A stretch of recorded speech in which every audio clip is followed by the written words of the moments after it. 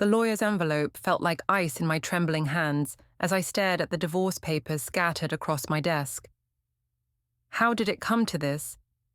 How did the man I once mocked for being too soft manage to gather evidence that would destroy everything I thought I had control over?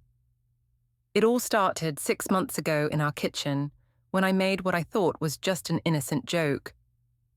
Honestly, Callie, sometimes I wonder if I married a man or a teddy bear, I laughed, stirring my coffee while my younger sister sat at our breakfast bar, scrolling through her phone. Henry was upstairs getting Maya ready for school, and I felt safe to vent my frustrations. Callie looked up with that mischievous grin I knew so well. What did he do now? Let me guess. He asked permission to buy groceries. Worse, I said, rolling my eyes dramatically. Yesterday, I told him I wanted to go out with the girls, and he just said, "Okay, have fun, honey." No questions, no jealousy, nothing. What kind of man doesn't even care where his wife goes? The boring kind, Callie snorted. Remember Jake? He would have demanded to know every detail, every person I'd be with. That's passion, Zuleika, that's a real man. I nodded eagerly. Exactly. Henry just accepts everything. He never fights for me, never shows any fire. Sometimes I think he wouldn't even notice if I disappeared for a week. Maybe you should test that theory, Callie said with a wink. I was about to respond when I heard footsteps on the stairs. Henry appeared in the doorway, holding Maya's backpack, his brown hair slightly messy from sleep. He was wearing his usual khakis and button-down shirt. So predictable, so safe, so utterly boring. "Morning, Callie," he said quietly, giving my sister a polite nod. "Maya's ready for school. I'll drop her off on my way to work." "See what I mean?" I whispered loudly to Callie, making sure Henry could hear. No good morning kiss, no compliment about how I look, just business as usual with my roommate. Henry's face flushed slightly, but he didn't say anything. He never did. That was the problem. "Mum, are you coming to my school play next week?" Maya asked, bouncing into the kitchen with her blonde pigtails swaying. "Of course, sweetheart," I said, kissing her forehead. "Mummy wouldn't miss it." Henry lingered in the doorway for a moment, his eyes meeting mine. There was something different in his expression, hurt maybe? But then Maya grabbed his hand, and the moment passed. "We should go," he said softly. "Don't want to be late." After they left, Callie shook her head sympathetically. "Girl, you're wasting your best years with that man. You're 34, gorgeous, and stuck with someone who treats you like a business partner." "I know," I sighed. "But what am I supposed to do? We have Maya, the house, our whole life together." "Live a little," Callie said, standing up and grabbing her purse. "Come out with me tonight. There's this new club downtown, Pulse. The bartender there is absolutely gorgeous, and he's been asking about you." My heart skipped a beat. "Asking about me? How does he even know me?" "I may have shown him your Instagram," Callie grinned. "His name's Damon, and trust me, he's everything Henry isn't. Tall, muscular, confident, the kind of man who knows how to make a woman feel alive." I felt a flutter of excitement in my stomach, something I hadn't felt in years. "I don't know, Callie. I'm married." "So? You're not dead. One night out won't hurt anyone. Besides, Henry won't even notice you're gone." That evening, as I was getting ready to meet Callie, Henry came home from work carrying groceries. He looked tired, his shoulders slightly slumped as he set the bags on the counter. "How was your day?" he asked, the same question he asked every evening. "Fine," I replied, applying mascara in the hallway mirror. "I'm going out with Callie tonight." "Okay," he said, just as I'd predicted. "What time will you be home?" "Late. Don't wait up." He nodded and started unpacking groceries. No argument, no jealousy, no passion, just acceptance. It made my decision easier. My phone buzzed with a text from an unknown number. "Callie gave me your number. Can't wait to meet you tonight. Damon." I grinned, my pulse quickening. This was exactly what I needed. Excitement, adventure, someone who actually wanted me. Henry looked up from the groceries. "Who's texting you? You're smiling." Just Callie, I lied smoothly. She's excited about tonight.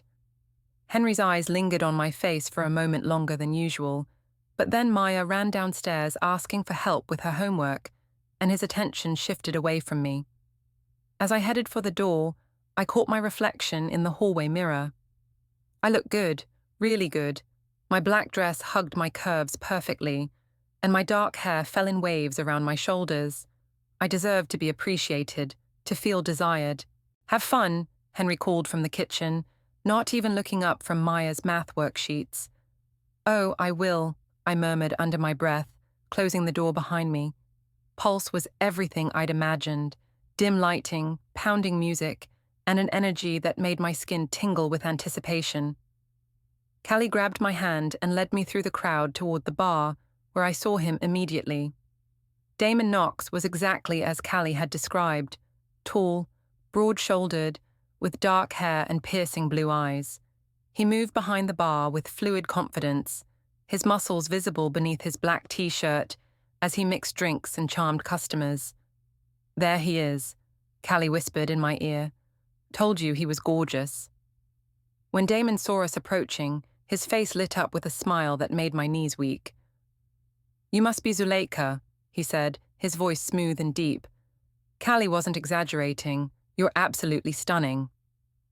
I felt my cheeks flush with pleasure. When was the last time Henry had called me stunning? When was the last time he'd looked at me like I was the most beautiful woman in the room?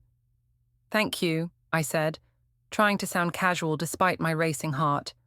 I hear you make the best drinks in the city. For you, I'll make something special. His eyes held mine as he reached for bottles, his movements deliberate and sensual. Tell me, what's a beautiful woman like you doing married to such a boring guy? My breath caught. Excuse me? Callie mentioned you're married. Must be to someone pretty special to land a woman like you. There was a challenge in his voice, a playful arrogance that Henry completely lacked. He's stable, I said, accepting the drink he slid across the bar. Our fingers brushed, sending electricity up my arm. Stable, Damon repeated, his lips curving into a knowing smile. That's what women say when they mean boring. Callie laughed loudly. She's been complaining about him all day. Poor girl is married to an accountant who gets excited about tax season. That's not... I started to defend Henry, but stopped. Why should I? Everything they were saying was true. He is pretty predictable. Life's too short for predictable, Damon said, leaning closer across the bar. A woman like you should be worshipped, adored, swept off her feet every single day. The drink was strong, and I felt it warming my blood, making me bold. And I suppose you know how to do that? I know how to make a woman feel alive, he said, his voice low and intimate despite the loud music around us. The question is, are you brave enough to find out? I should have left then. I should have finished my drink, thanked him for the compliment, and gone home to my husband and daughter. Instead, I stayed, drawn in by Damon's attention like a moth to flame. For the next 3 hours, I felt more alive than I had in years. Damon would catch my eye between customers, winking or flashing that devastating smile. During his break, he came around the bar and danced with me, his hands on my waist, his body pressed against mine. Your husband's a fool, he whispered in my ear as we swayed to the music. If you were mine, I'd never let you out of my sight. Maybe that's the problem, I said, emboldened by alcohol and attention. He trusts me completely. Trust is overrated, Damon murmured, his lips brushing my ear. Passion is what matters. When the club closed, Damon walked Callie and me to our car. I hope I see you again soon, he said, taking my hand and lifting it to his lips. The gesture was old-fashioned and romantic, something Henry would never think to do. Maybe you will, I said, trying to sound mysterious. I'm counting on it, he replied, slipping a piece of paper into my palm before walking away. On the drive home, Callie was practically bouncing with excitement. Oh my God, Zuleika, he is so into you. Did you see the way he was looking at you? Like he wanted to devour you. He was just being friendly, I said. but my heart was racing as I unfolded the paper in my hand. It was his phone number with a message. For when you're ready to feel alive. D. Friendly, Callie scoffed. Honey, that man wants you. The question is, what are you going to do about it? I stared at the number as Callie drove through the empty streets. What was I going to do about it? I was married, had a daughter, a life built with Henry. But when was the last time I'd felt this excited, this desired, this alive? I don't know, I admitted. It's complicated. It's only complicated if you make it complicated, Callie said. You deserve to be happy, Zuleika. You deserve to feel wanted. When I got home at 3 a.m., the house was dark and quiet. Henry had left the porch light on for me, a small, considerate gesture that somehow annoyed me. Why couldn't he stay up waiting, worried about where I was and who I was with? I crept upstairs, expecting to find him asleep, but he was sitting up in bed reading a book. How was your night? He asked quietly, not wanting to wake Maya. Fun, I said, avoiding his eyes as I headed to the bathroom to remove my makeup. Callie and I had a good time. Good, he said simply. I'm glad you enjoyed yourself. No questions about where we went, who we saw, why I was home so late. Just bland acceptance. It made Damon's passionate attention seem even more appealing by comparison. As I lay in bed next to my sleeping husband, I clutched Damon's phone number in my hand. Henry's breathing was steady and peaceful beside me, completely trusting, completely unaware that his wife was falling for another man. The next morning, Henry was already gone when I woke up. He'd left coffee made and a note saying he'd taken Maya to school early for her choir practice. Always thoughtful, always reliable, always boring. I stared at Damon's number for a long time before finally typing a message. Thank you for last night. I had a wonderful time. His response came within minutes. Just wonderful. I was hoping for amazing. Guess I'll have to try harder next time. Next time. My pulse quickened at the implication. There was going to be a next time. 3 weeks later, I was sitting at Eleanor's dining room table, watching Henry help Maya cut her chicken while his mother served dessert. The scene was so domestic, so perfectly normal, that it made me want to scream. Henry, dear, would you help me bring in the coffee? Eleanor asked, her silver hair perfectly styled as always. Of course, Mom, Henry replied, standing immediately. As soon as they left the room, Callie leaned over to me with a conspiratorial grin. So, have you texted your bartender boyfriend lately? Shh, I hissed, glancing toward Maya, who was focused on her ice cream. Not here. Oh, come on, Callie said loudly. It's not like Henry would do anything about it anyway. The man's about as threatening as a golden retriever. Gavin, Callie's husband, shifted uncomfortably in his seat. Maybe we should talk about something else. Why? I found myself saying, emboldened by wine and frustration. It's not like it's a secret that my husband has no backbone. Henry and Eleanor returned with the coffee service, just as those words left my mouth. I saw Henry freeze in the doorway, the coffee pot trembling slightly in his hands. Zuleika, Eleanor said sharply, her blue eyes flashing with disapproval. That's quite enough. What? I said, feeling reckless. I'm just being honest. Henry's a wonderful provider, a great father, but let's be realistic about what he is and what he isn't. And what isn't he? Eleanor asked, her voice dangerously quiet. Passionate, exciting, the kind of man who makes a woman feel alive. I could see Henry's face growing pale, but I couldn't stop myself. The wine, the weeks of texting with Damon, the frustration of my boring life, it all came pouring out. He's safe, predictable. Sometimes I feel like I'm married to my accountant instead of my husband. He is an accountant, Maya said innocently, not understanding the tension in the room. Exactly my point, I laughed, but it sounded harsh even to my own ears. No surprises, no spontaneity, no fire. Henry carefully set down the coffee pot and took his seat, his movements controlled and deliberate. I'm sorry I'm such a disappointment, he said quietly. You're not a disappointment, I said quickly, realizing I'd gone too far. You're just, you know what you are.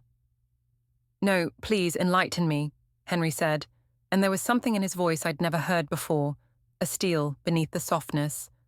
What exactly am I? Eleanor placed a protective hand on her son's shoulder. Henry, you don't need to listen to this. Actually, I think I do, Henry said, his eyes never leaving my face. My wife seems to have some strong opinions about my character. I'd like to hear them. The room fell silent except for the ticking of Eleanor's grandfather clock. Maya looked between her parents with worried eyes, sensing the tension she couldn't understand. I didn't mean it like that, I backtracked, but Callie wasn't done stirring the pot. Oh, come on, Henry, Callie said with a laugh. You have to admit you're not exactly the most exciting guy in the world. When's the last time you surprised Zuleika? When's the last time you swept her off her feet?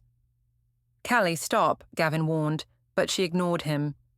I'm just saying, some women need more than stability. They need passion, adventure, a man who makes them feel desired. Is that what you need, Zuleika? Henry asked, his voice eerily calm. Passion and adventure. I felt trapped by his direct question, by everyone's eyes on me. I think we've gotten comfortable. Maybe too comfortable. I see, Henry said, nodding slowly. And what would you suggest I do about that? Maybe you could try being a little more spontaneous, a little more, I don't know, assertive. Assertive, Henry repeated, like telling you where you can and can't go. Demanding to know who you're with when you come home at 3 a.m. My blood ran cold. How did he know what time I'd been coming home? That's not what I meant, I said quickly. Then what did you mean? Eleanor asked, her voice sharp with anger. Because from where I'm sitting, it sounds like you're criticizing my son for being respectful and trusting. Those are good qualities, I agreed, but sometimes a woman wants to feel like her husband would fight for her, you know? Like she's worth getting jealous over. You want me to be jealous? Henry asked, and something in his tone made me shiver. Not jealous exactly, but invested, passionate. Henry was quiet for a long moment, staring down at his untouched coffee.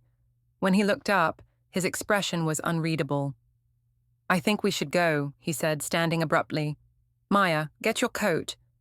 But we haven't finished dessert, Maya protested. We're leaving now, Henry said firmly, using a tone with our daughter I'd never heard before. Eleanor stood as well, her face flushed with anger. Zuleika, I think you owe my son an apology. For what? For being honest about our marriage? For humiliating him in front of his family, Eleanor snapped. For talking about your husband like he's some kind of failure when he's done nothing but love and support you for 8 years. I wasn't trying to humiliate anyone, I protested, but even as I said it, I knew it wasn't true. I had been trying to humiliate Henry, to make him seem small and weak in front of everyone. The realization made me feel sick. Daddy, are you okay? Maya asked, tugging on Henry's sleeve as he helped her with her coat. I'm fine, sweetheart, Henry said, his voice gentling for our daughter. We just need to get home. As we gathered our things to leave, my phone buzzed with a text. Without thinking, I glanced at it, a message from Damon. Missing you tonight, beautiful. When can I see you again? I looked up to find Henry watching me, and for a moment, our eyes met across the room. There was something different in his gaze. Not the hurt I expected, but a cold calculation that made my stomach clench. Ready? He asked, his voice perfectly polite. The drive home was silent except for Maya's chatter from the back seat.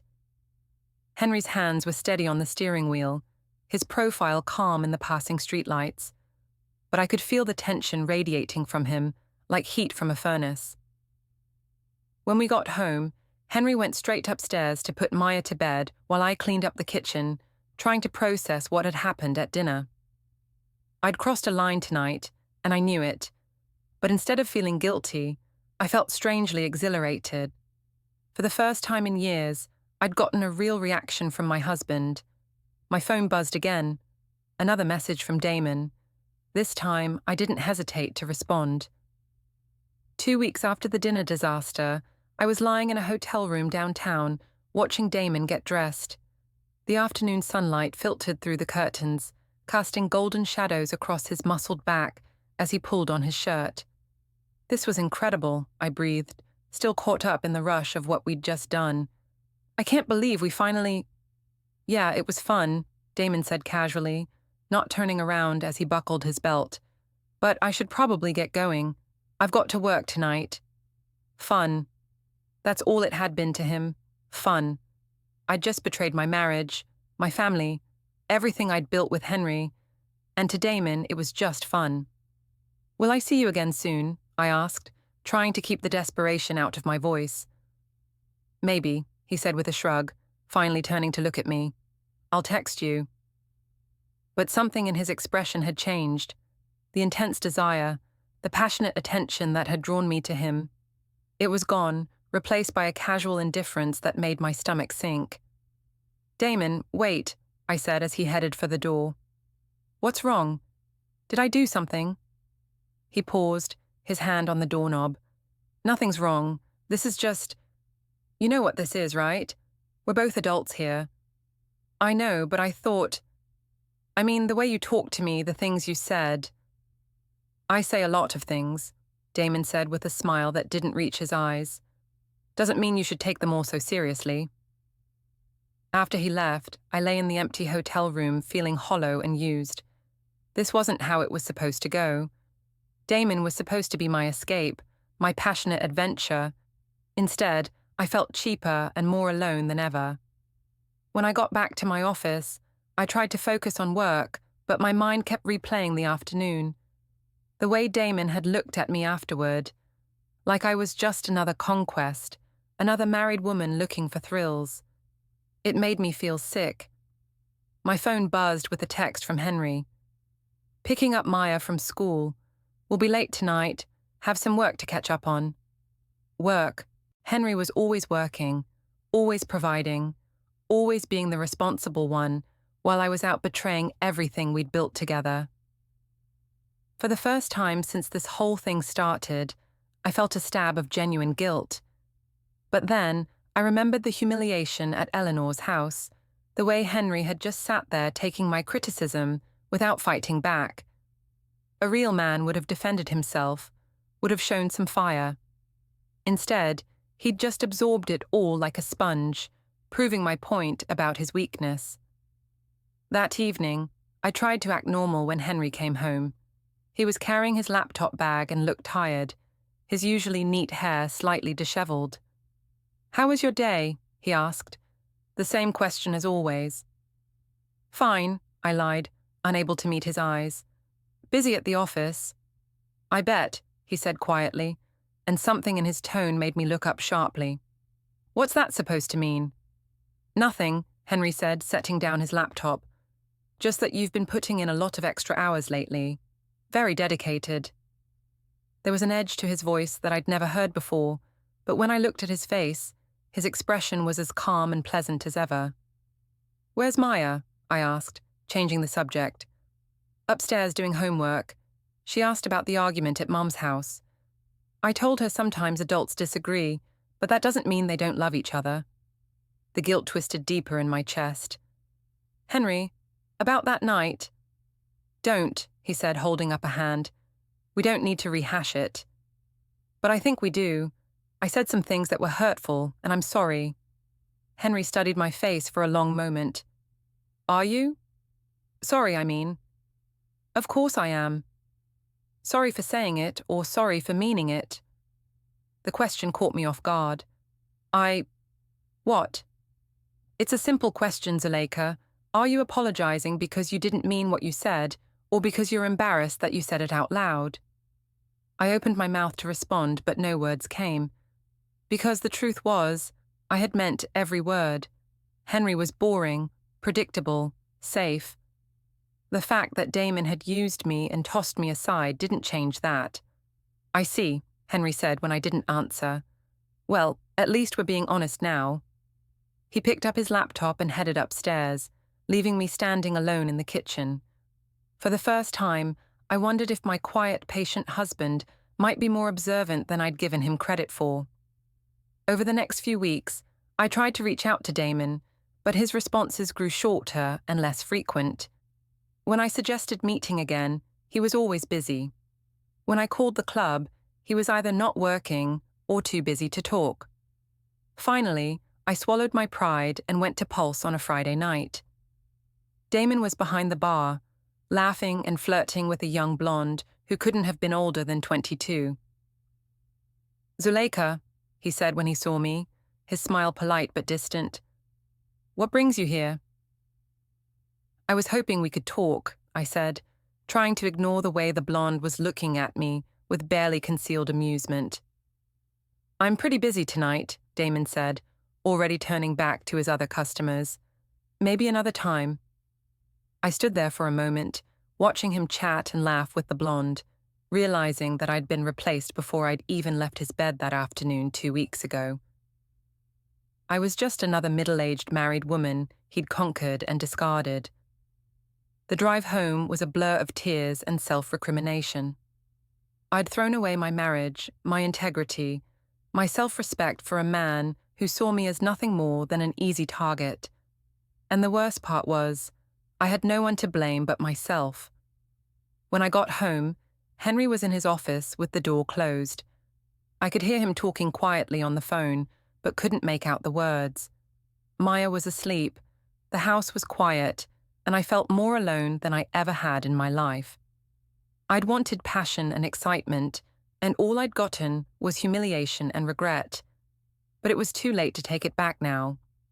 The damage was done, and somehow I had the sinking feeling that Henry knew more than he was letting on. Monday morning at the office, I was still reeling from my humiliation at the club.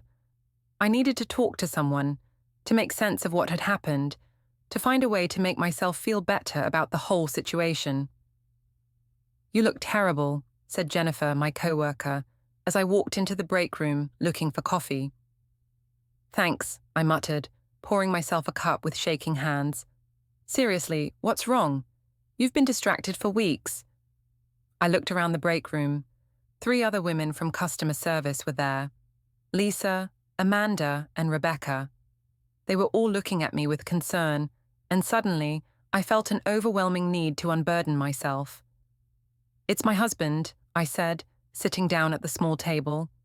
"He's just... God, I don't even know where to start."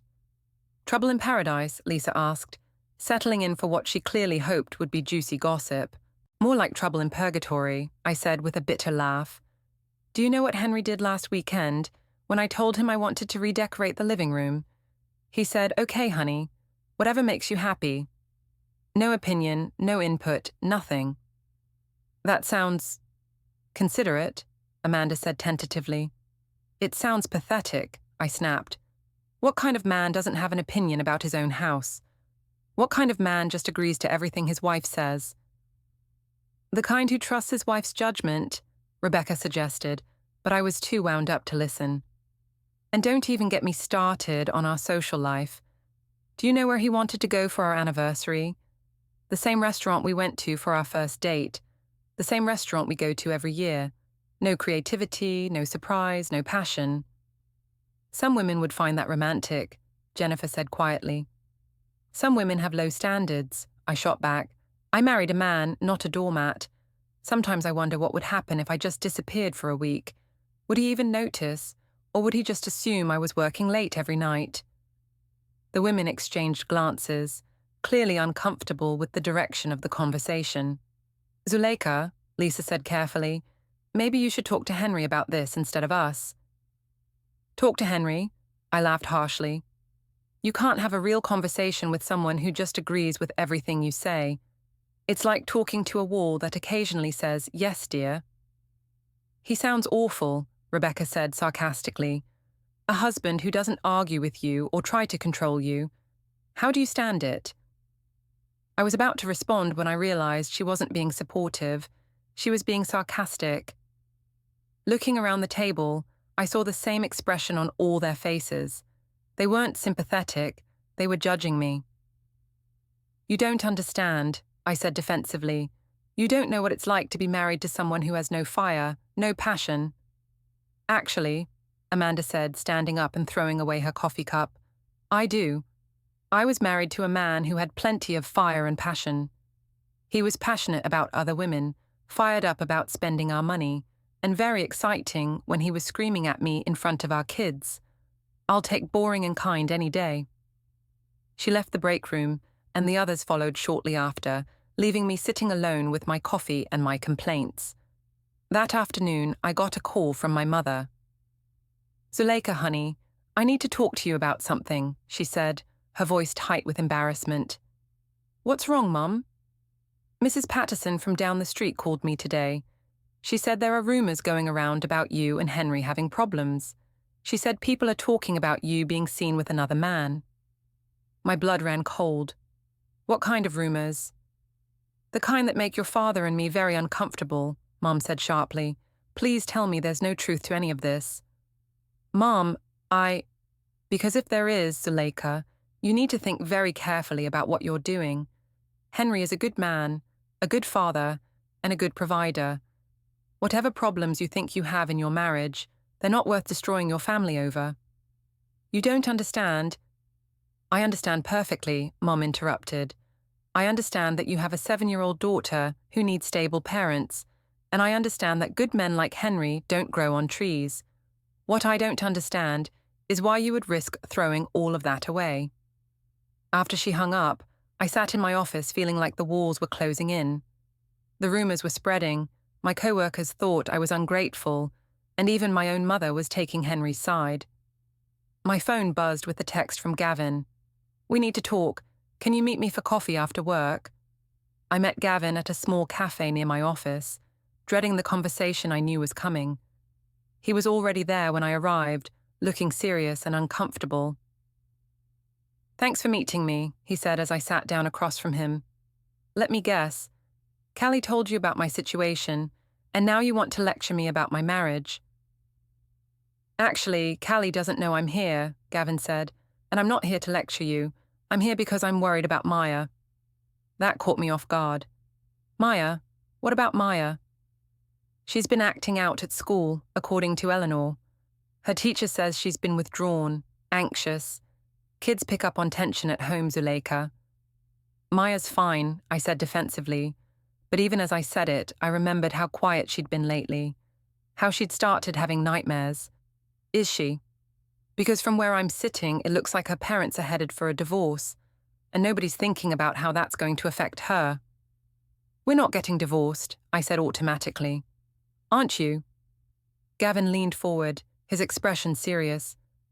Because I've been watching Henry lately, and he doesn't look like a man who's planning to forgive and forget. He looks like a man who's planning something. What do you mean?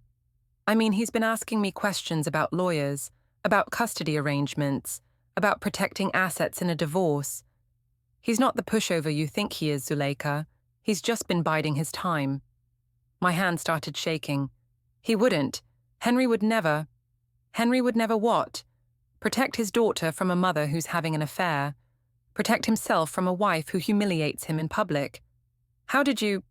Everyone knows, Zuleika. The whole family knows. Your co-workers know. The neighbors know. The only person who seems surprised by any of this is you. I left the cafe feeling sick and panicked.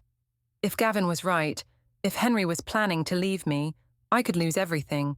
My house, my daughter, my entire life. But surely Henry wouldn't do that. He was too soft, too forgiving, too weak to take such drastic action. Wasn't he? That night, I tried to talk to Henry, to gauge his mood, but he was working late again. When he finally came home, he went straight upstairs to check on Maya, then disappeared into his office. I stood outside his door, listening to the low murmur of his voice as he talked on the phone. I couldn't make out the words, but something about his tone, calm, determined, businesslike, made my blood run cold. For the first time since this whole thing started, I wondered if I'd seriously underestimated my quiet, patient husband. The next morning, I was sitting at my desk trying to focus on customer complaints when my assistant knocked on my office door. Mrs. Merrin, there's a courier here with a delivery for you. He says you need to sign for it personally. My hands were trembling as I signed for the thick manila envelope.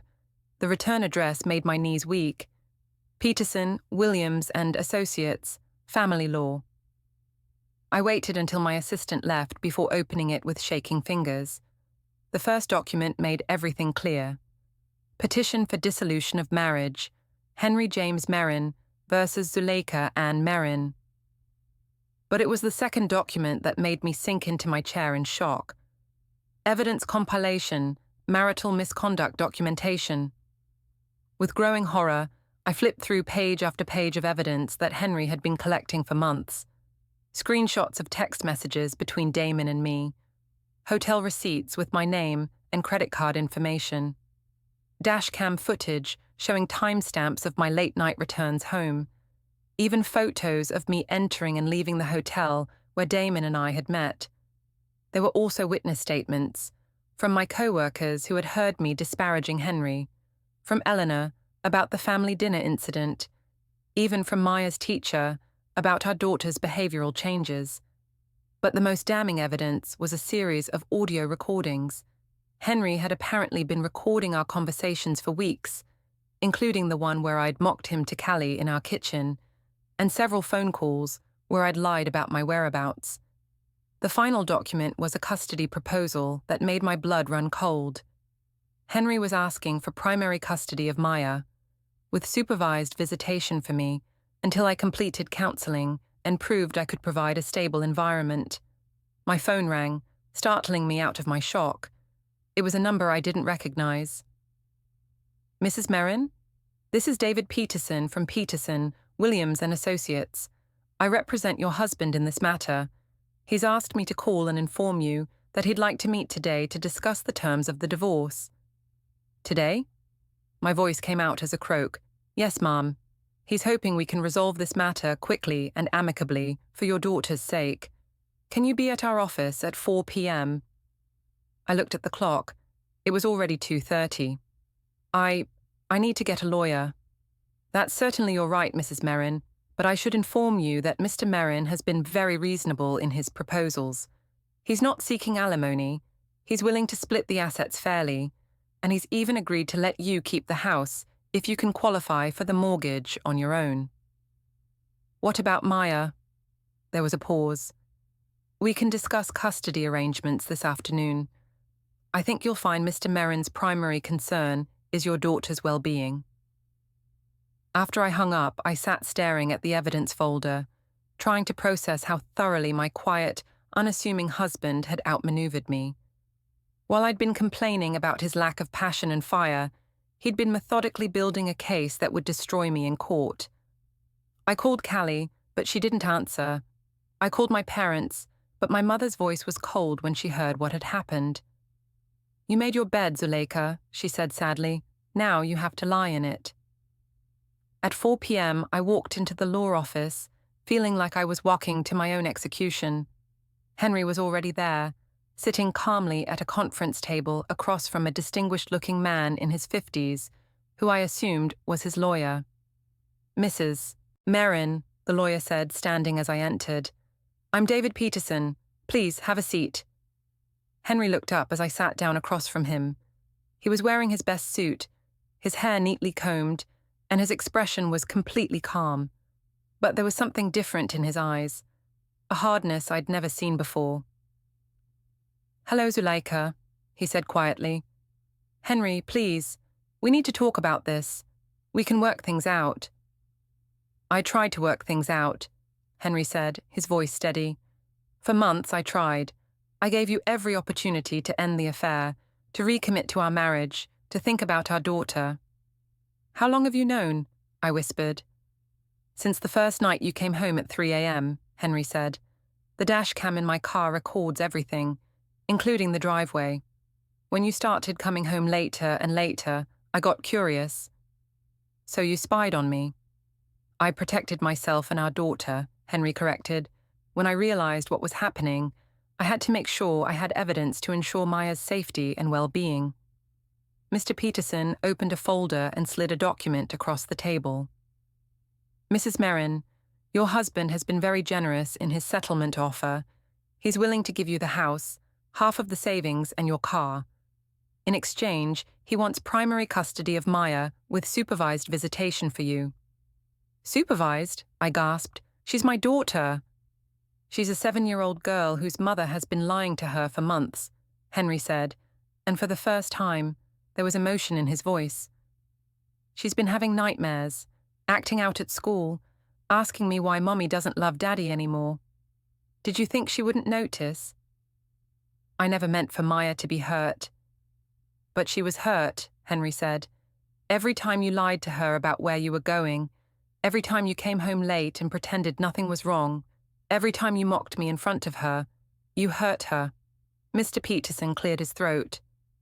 "Mrs. Merrin, I have to advise you that your husband has a very strong case. The evidence of adultery, combined with the documentation of emotional abuse and the impact on the child, would likely result in a court awarding him primary custody regardless." "Emotional abuse?" I stared at Henry. "I never abused you." "You humiliated me in front of my family," Henry said quietly. "You mocked my masculinity to our daughter, to your co-workers, to anyone who would listen. You made me feel worthless in my own home while you were having an affair with another man." "That's not... I didn't mean..." "It doesn't matter what you meant," Henry said. "It matters what you did." I looked around the room, desperately searching for some way out, some argument that would make this all go away. But there was nothing. The evidence was overwhelming.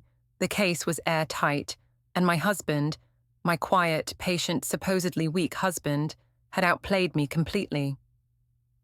"The supervised visitation is temporary," Mr. Peterson said gently. "Once you complete counseling and demonstrate stability, we can revisit the custody arrangement." "What about Damon?" I asked desperately. "He seduced me. He pursued me." "Damon Knox?" Mr. Peterson consulted his notes. "The bartender who's been dating a 22-year-old college student for the past month. I don't think he's going to be much help to your case." The room spun around me as the full scope of my situation became clear. I'd lost my marriage, my daughter, my reputation, and my self-respect, all for a man who'd forgotten my name the moment I left his bed. Henry stood up, straightening his tie with the same careful precision he brought to everything else in his life. "I'll be staying at my mother's house until you can make other arrangements," he said. "Maya will be with me. You can see her this weekend, but Eleanor will need to be present." "Henry, please," I said, tears streaming down my face. "I'm sorry. I'm so sorry for everything." He paused at the door and looked back at me one last time. "I know you are, Zuleika, but sorry doesn't undo the damage, and it doesn't change the fact that our daughter deserves better than what you gave her." As the door closed behind him, I was left alone with Mr. Peterson and the wreckage of my life. The man I'd mocked for being weak had just delivered the most devastating defeat I'd ever experienced, and he'd done it with the same quiet dignity he brought to everything else. I'd wanted passion and fire from my husband. I'd finally gotten it, just not the way I'd expected.